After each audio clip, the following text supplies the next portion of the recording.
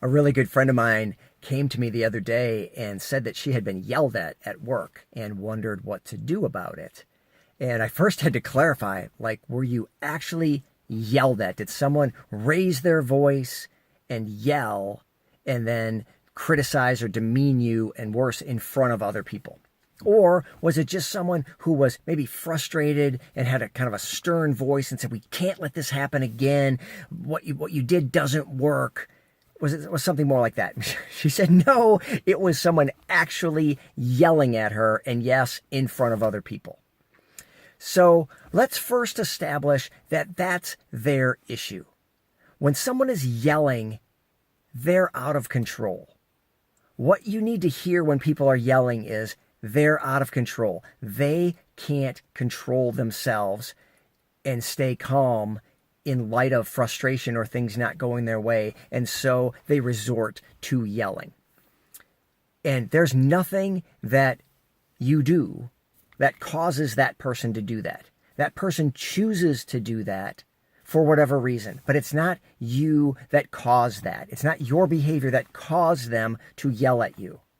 It might be your behavior or your choices that cause them to need to talk to you about it, but how they talk to you is totally on them. So let's establish that up front, because what I'm about to say next might not feel so good. And what that is for the most part, let me qualify with that, for the most part, in general, we are treated the way we demand that we are treated, the way we expect to be treated, and the way we allow ourselves to be treated. If we don't stand up to people using bad language with us, or calling us names, or belittling us, or criticizing us, then that's how they're going to continue to treat us. Now, they may not change their behavior if we stand up, but it's our choice to stand up to them or not. Now, let's also stipulate that that can get really dicey, because to a great extent, whether or not you stand up and the degree to which you stand up substantially depends on your situation. So in this case, I asked her, do you need this job? How badly do you need this job? Because if you go to that person who was her boss and say, hey, just so we're clear, I can't allow you to treat me that way. I've decided that I won't allow people to demean me or criticize me in a relationship or in the workplace or anywhere.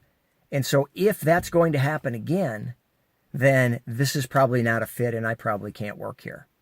I said, I understand if you say something like that, she may fire you. She may say, yeah, you're right. You can't work here because, yeah, it's totally going to happen again. And you need to decide ahead of time, am I okay with that? Because if you're not okay with that, you may not want to bring that up. And there may be situations where you just need to suck it up and allow someone to mistreat you in that way for some period of time until you can get into a better situation.